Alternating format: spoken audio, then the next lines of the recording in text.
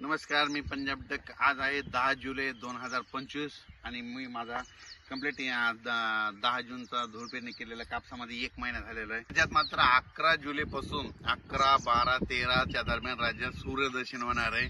ठिकठिकाणी सूर्यदर्शन होणार आहे म्हणून हे लक्षात द्यायचं। राज्यात उद्यापासून लगेच गरमी देखील वाढणार आहे हे देखील लक्षात द्यायचं। आणि राज्यात सांगायचं झालं तर 11 पासून राज्यात सूर्यदर्शन होईल। राज्यातला पाऊस देखील कमी होणार आहे, राज्यातला पाऊस विश्रांती घेणार आहे म्हणून हे लक्षात द्यायचं।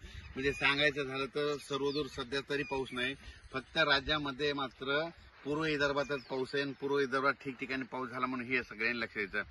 पण राज्यातल्या सर्व शेतकऱ्याला सांगू इच्छितो की काय झालं की काही भागामध्ये सांगतो की लातूर जिल्हा, धाराशिव, त्याच्यानंतर सोलापूर जिल्हा, बीड जिल्ह्यामध्ये ह्या भागामध्ये ह्या आता जे पाऊस पडला त्याच्यामध्ये तिकडल्या भागात काही भाग आणखीन सोडून दिलेला आहे। तर त्यांना सांगू इच्छितो की आज 10 तारखेला म्हणजे दुपारपर्यंत ऊन पडेल, काही भागामध्ये तुरळक ठिकाणी पाऊस पडणार म्हणून हे लक्षात द्यायचं। सध्या तरी असा सर्वदूरचा तुमच्या जिल्ह्यामध्ये पाऊस नाही म्हणून हे लक्षात द्यायचं।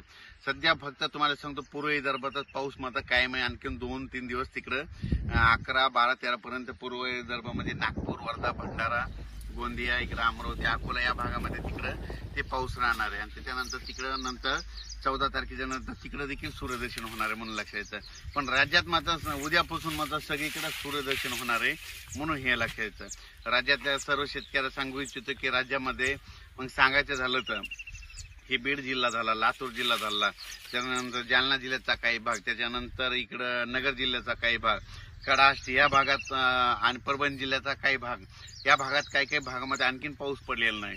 तर त्या शेतकऱ्याला सांगू इच्छितो की तुमच्याकडं 14-15 तारखेच्या दरम्यान एक भाग बदलत म्हणजे स्थानिक वातावरण तयार होऊन भाग बदलत 14-15 च्या दरम्यान एक पाऊस येणार आहे म्हणून हे लक्षात येतं। पण